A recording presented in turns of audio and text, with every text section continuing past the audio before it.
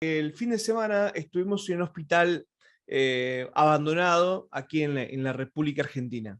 Seguramente un lugar que se pasó mucho dolor, en la que murieron muchas personas. Y quedó energía. En el lugar hay una energía muy densa, donde se puede captar actividad sobrenatural, incluso alguna presencia.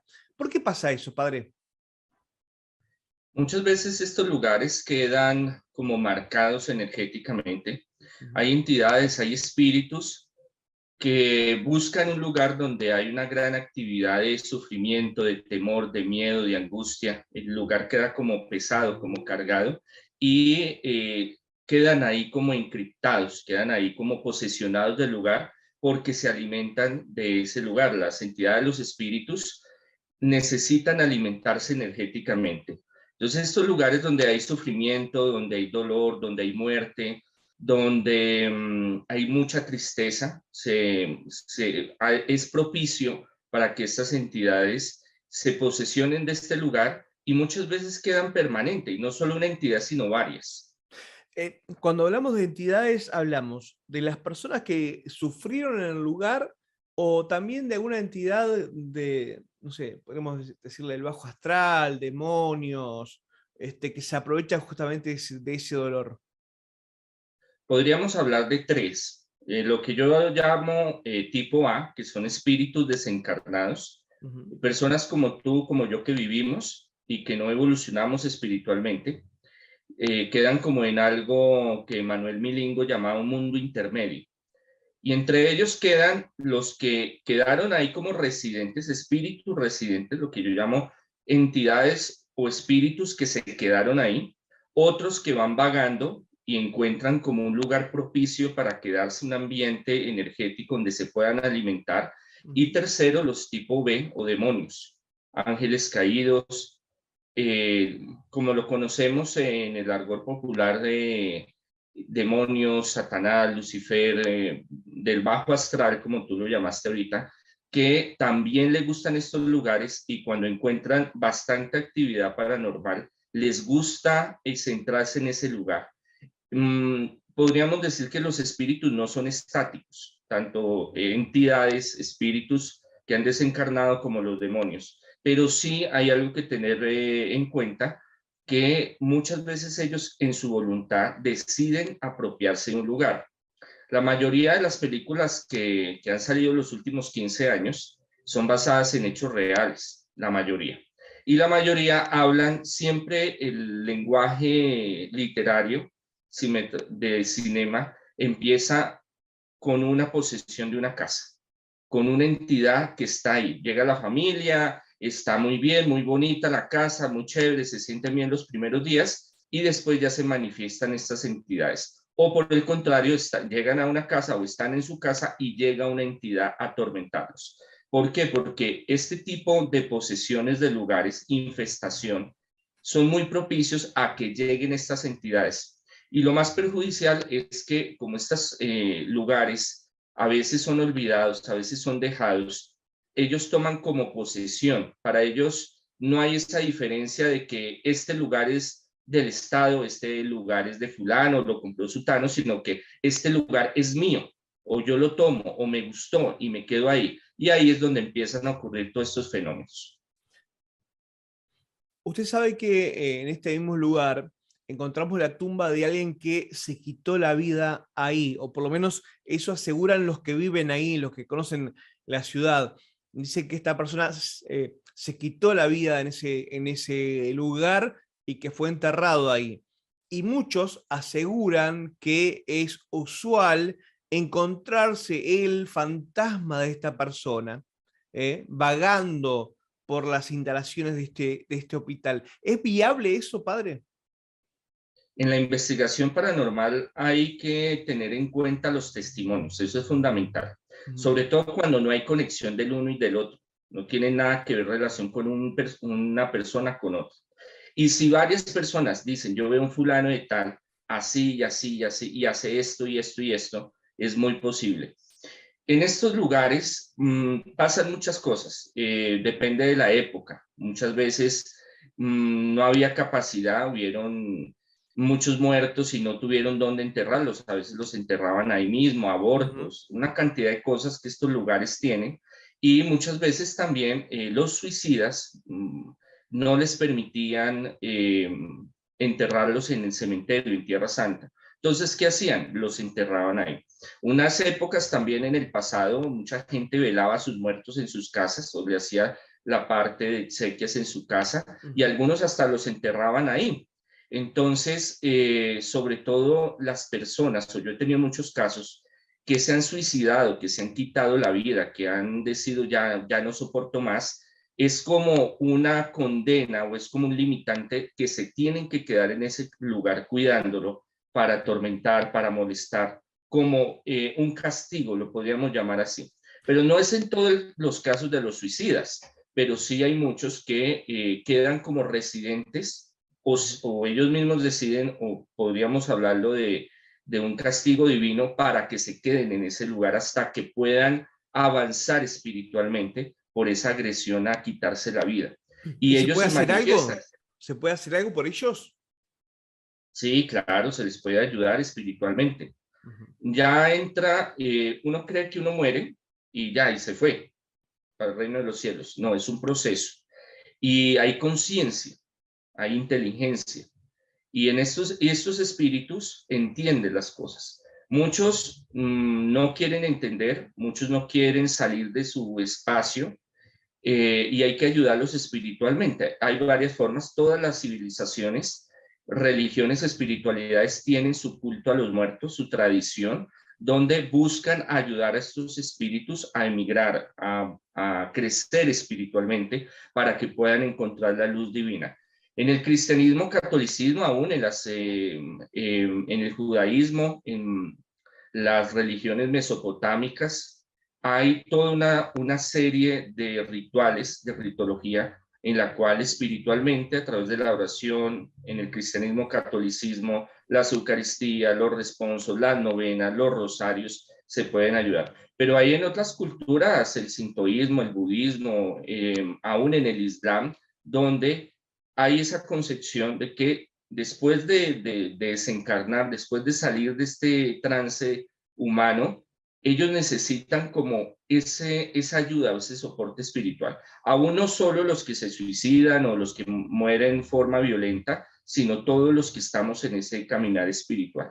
Ahora, qué interesante algo que acaba de decir usted al pasar, y es el hecho de que hay en las entidades, porque es un tema que se debate mucho, hay en las entidades que quedan, en muchas, no digo en todas, algún tipo de conciencia y de noción de dónde están, ¿no? Totalmente.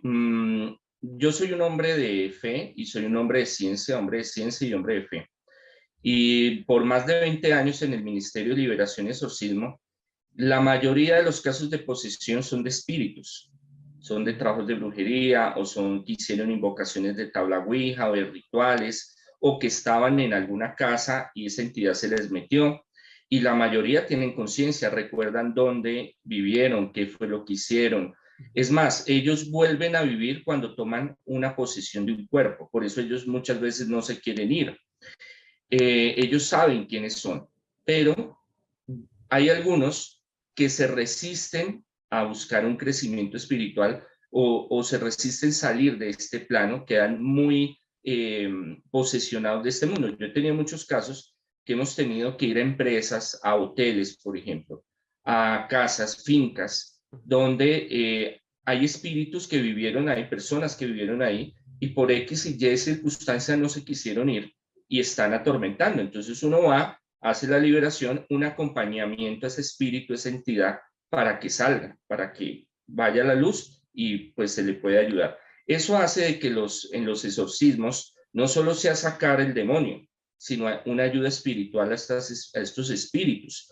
Y los primeros casos de exorcismo fueron unos casos donde me dejaron muy marcado porque las posesiones que habían eran espíritus que narraban, cuando uno empieza a hacer un interrogatorio, a saber qué es lo que pasa, Estos espíritus empezaban a contar, yo soy fulano de tal, vivía en tal cosa, en tal lado, morí de tal forma, fulano es por esto que estoy dentro de este cuerpo. Entonces, cuando uno empieza a armar toda la historia paranormal, si lo queremos llamar así, y empieza uno a ir a buscar, va al cementerio, consigue información sobre ese mismo espíritu Va y se da cuenta verificando, que lo va vivió. verificando.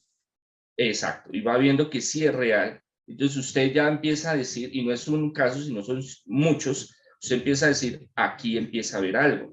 Ahora, los demonios tienen memoria. Ya hablando de los demonios, o los chukis, como yo los llamo, ellos saben muchas cosas de pasado, presente, idiomas, lenguajes, conocimientos. Entonces, podríamos hablar de que en el espíritu, tanto de los desencarnados o espíritus o almas, como de los demonios, que ya es otra categoría, lo hablábamos hace un momento, hay memoria. ¿Dónde la guardan? En su alma, perdón, en su espíritu. Ya no tienen alma, en el espíritu. Pero saber cómo se maneja ese mundo espiritual, ese conocimiento tan profundo, solo a través de la experimentación y de la investigación se puede conocer. Sí, hay varios investigadores, aún varios exorcistas, que reputan ciertas cosas, pero la mayoría que estamos en el mundo paranormal e investigamos, nos damos cuenta de que hay coincidencias y hay pruebas que soportan muchas de estas investigaciones y uno dice, esto no puede ser casualidad, esto no puede ser una cuestión que se dio en un momento dado, sino que esto ya tiene unos patrones similares de la investigación. Y Claro, ahí uno puede porque darse. uno podría decir, si no hay ya un sistema nervioso funcionando, si no hay memoria química guardada en un cerebro porque está muerto, ¿en dónde queda toda esa información, no? En el alma, perdón, en el espíritu, siempre me confundo, en el espíritu. Mm. Es una unidad inteligente. Cuando en el Génesis se dice, está escrito, y Dios nos creó a imagen y semejanza, no es físico, sino el espíritu. Entonces el espíritu es una unidad que tiene vida. Ahora, Cuando diferencia el alma y el poder, espíritu, ¿podrías contarnos rápidamente cuál es la diferencia? sí, sí, claro que sí. Entonces, la vida, ¿qué la conforma? El cuerpo, el alma que está en el medio y el espíritu. El alma es el que los une, el conector. Ajá. Cuando muere el cuerpo, muere el alma y el espíritu permanece. O sea, Es esa unidad. el alma está más vinculada con el ego. Sí, es como entre el canal entre los dos, Es el entre nexo. las. Sí, sí, sí, es Okay. lo que los une a nuestro material biológico. Uh-huh. Ahí es donde nosotros empezamos a entender de que el espíritu no es solo, ay, tengo el espíritu ya, sino que es una unidad muy compleja donde guarda sensaciones, donde guarda memoria, donde tiene inteligencia, donde guarda recuerdos, donde puede hacer ciertas cosas. Entonces, cuando se empiezan a hacer esas investigaciones paranormales, nos damos cuenta de que hay muchas cosas que ocurren, que hay inteligencia. Por ejemplo, los fenómenos poltergeist o de movimiento de objetos, no solo la sugestión o el poder psíquico mental, sino espiritual de estas entidades que pueden acumular energía electromagnética y mover objetos, por ejemplo, manifestarse a través de psicofonías, a través de cámaras, a través de video. Y en el exorcismo, cuando estamos en los rituales, ahí se manifiesta. Eso es algo muy real. Y es algo donde nosotros empezamos a entender, como todas las civilizaciones y conocimientos antiguos, de que el espíritu es eterno, que el espíritu va a un lugar, o sea, no es solo la muerte terrenal, sino que hay un sitio, llámese el reino de los cielos, el Valhalla, como lo quieran llamar, otro nivel espiritual, y que la esencia del ser humano no está solo en el cuerpo, sino en el espíritu. Y eso es lo que habla Jesús, y eso es lo que hablan las culturas mesopotámicas, semitas y todas las diferentes culturas y pueblos de la humanidad. Usted sabe que en este hospital que acabamos de investigar, eh, también es frecuente la presencia de un encapuchado. Este hombre dice que va desde la unidad de terapia intensiva, donde funcionaba la unidad de terapia intensiva, hasta la morgue, que va y viene, y mucha gente lo ha visto a lo largo del tiempo. ¿existe un ser llamado la muerte? ¿Existe la parca? ¿Existe algo que nos viene a acompañar cuando estamos a punto de morir? Bueno, podríamos hablar de varias cosas. Primero, hay monjes que han muerto o religiosos que no han tenido una vida muy espiritual y se aparecen en diferentes lugares, y esa es una.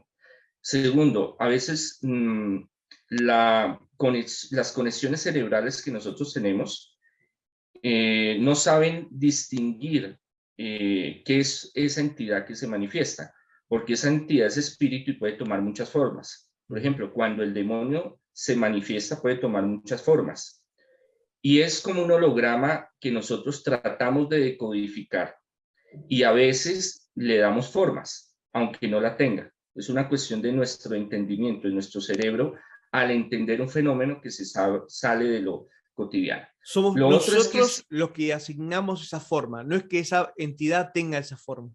exacto. Okay. Pero también hay entidades que pueden tomar forma y aparecerse secuencialmente en un lugar. Por ejemplo, el encapuchado que tú hablas.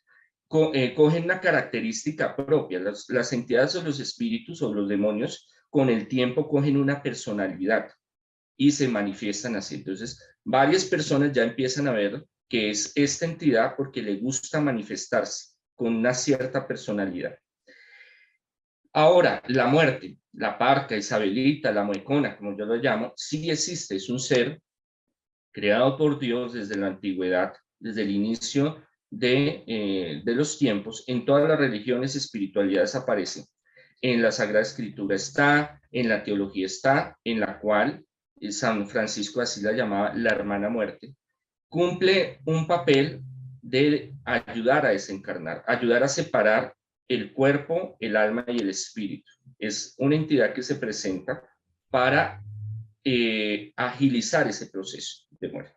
Por eso muchos en el lecho de muerte, en los momentos, o que han tenido experiencias ya al borde de la muerte, han tenido, antes de ver el túnel, antes de ver a la Virgen María o a sus familiares o a sus seres queridos, o la experiencia que tengan post-mortem, en ese momento de desconexión de muerte cerebral, podríamos llamarlo así, que muchos científicos hablan, ven a un ser que llegue y se les aparece.